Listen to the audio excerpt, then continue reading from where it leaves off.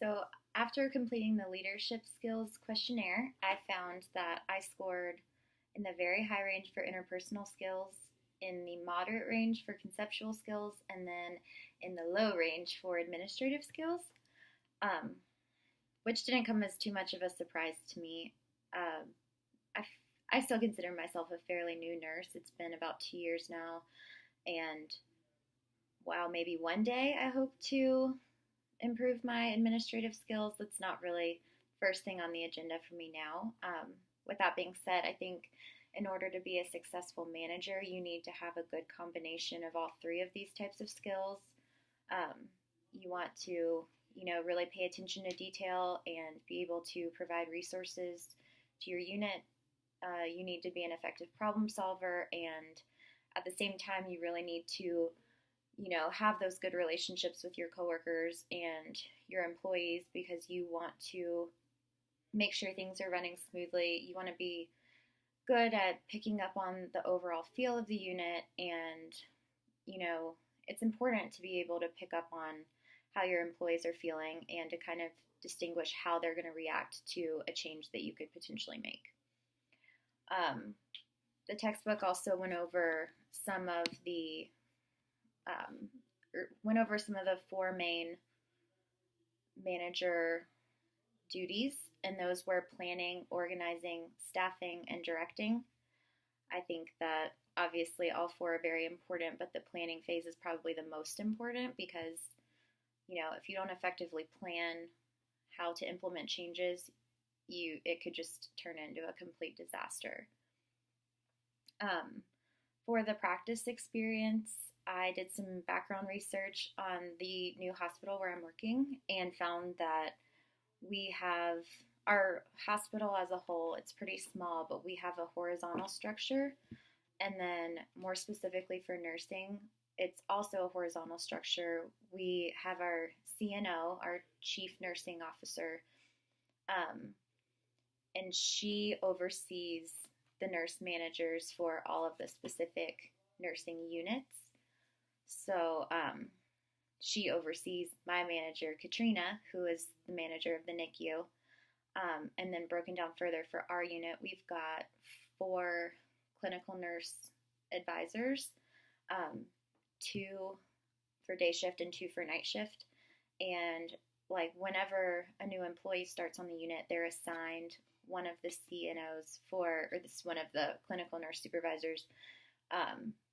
So one of the first things when I started, I was assigned my person, and she's one of the 2 night shift supervisors, and she's just kind of the person that I go to with scheduling concerns, really any type of concern, and we kind of follow that chain of command. You've got staff nurses, and then the clinical nurse supervisors who kind of have an administrative / bedside role, and then you've got our manager, Katrina, who oversees all of us, and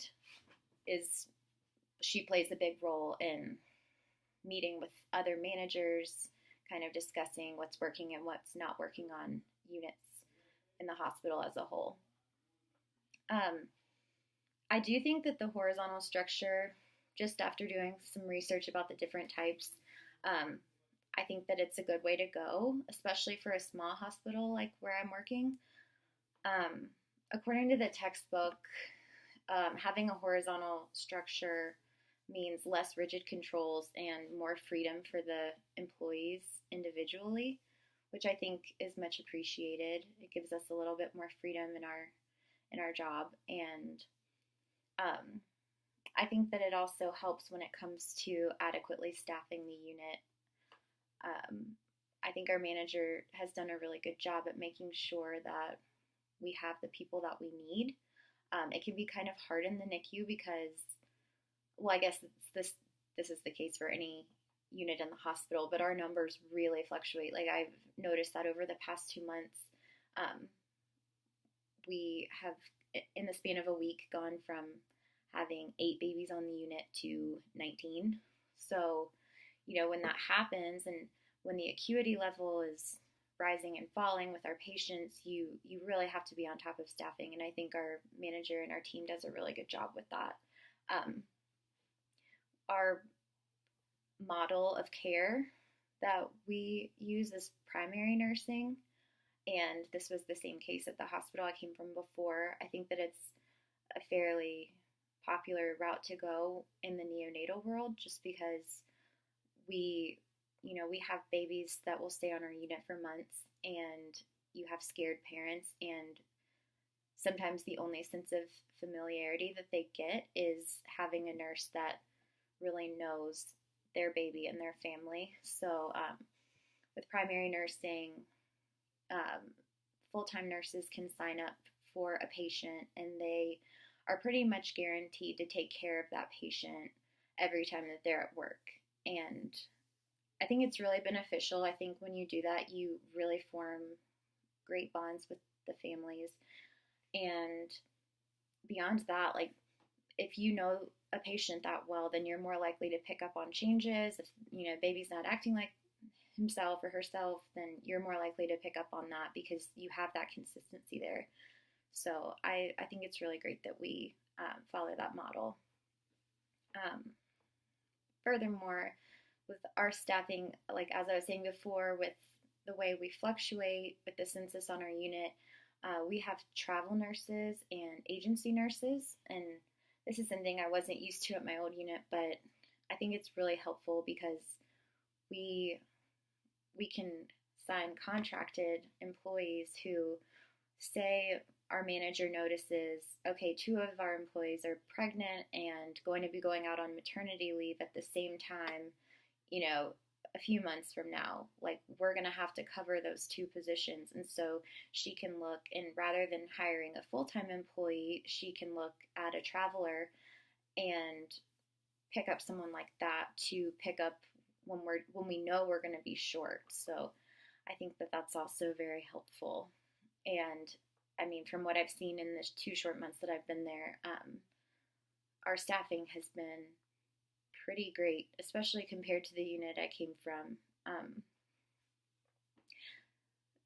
We've really, like, all of our shifts have been covered pretty well. And then in the case where we do have, a crazy shift where we admit 3 babies and we really need more people to come in, our manager will send out a text to everybody and say, we're offering the bonus. They'll offer like extra $20 an hour to get people to come in and cover those holes. So that's really good.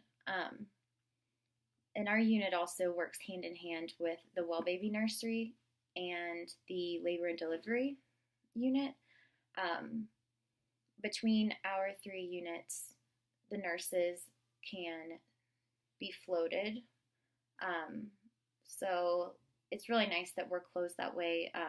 We actually, like, NICU nurse can be floated to labor and delivery, but if we're in dire straits, then a labor and delivery nurse could be floated to us and take care of, very, very low acuity baby, just if we needed that extra person and an extra set of hands.